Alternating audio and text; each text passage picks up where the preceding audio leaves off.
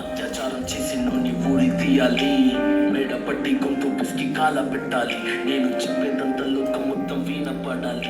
మీ చెల్లి కోసం మీరు జన నిలబడాలి. నేను పాడేది పాటలే కథ చిన్నారి మాటలే, ఇవి కన్నులు కల్లార తడి కాపాడేదెవరు మరి? అమ్మాయిల వాక్యలలోనే సంఖ్యలు బంధించి మరి రంగుల ముగ్గుల పొడి రక్తంగా మారేని పడి. మమ్మీ నువ్వు ఇంట్లో వదిలేసి వెళితే, అంకల్ నా చేయి పట్టి మీద మీద పడితే ఏమని చెప్పను నేను, ఎవరికి చెప్పను నేను?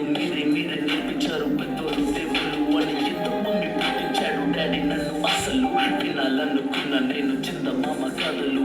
ఆడపిల్ల బాధలని చెప్పుకునే బదులు పుస్తకాన్ని చెప్పేస్తుంటే తప్పుతుంటే విసులు. చిన్న బట్టలేసి చంపేయాలా రోజు దాచుకుంటే ప్రాణం ఇలా? నేను చదువుకోవాలా లేదా బడికెళ్ళాలా? న్యూస్ పేపర్ మిడ్ స్టోరీ అయిపోయాన్ని వాళ్ళ. చిరునవ్వులతో కాలం గడపాల్సిన చిన్నారి మనుష్యనే రంగేసుకున్న క్రూర మృగాలకు బలైపోయింది. 8 ఏళ్ల చిన్నారిని హింసించి అత్యాచారం చేసి చంపిన ఘటన మానవత్వానికే మాయం మచ్చగా వెళ్ళిపోయింది.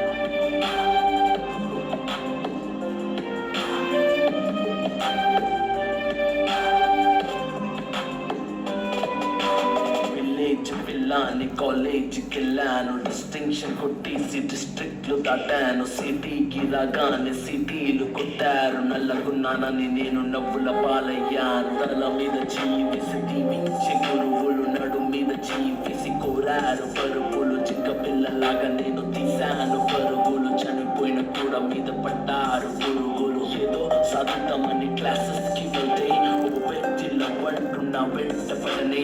చిన్న చూపు చూసి నా చున్నీ లాగాడు, యాసిడ్ తాడుల్లో నా పేరెక్కించాడు.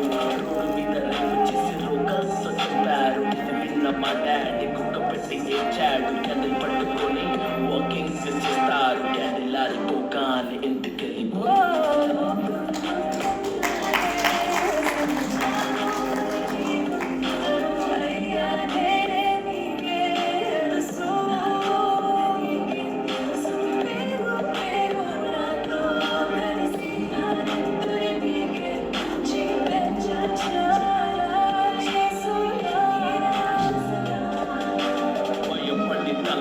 కాలం మీద పడకు, ఎగపడు తను అని మనిషి ధర పడకు.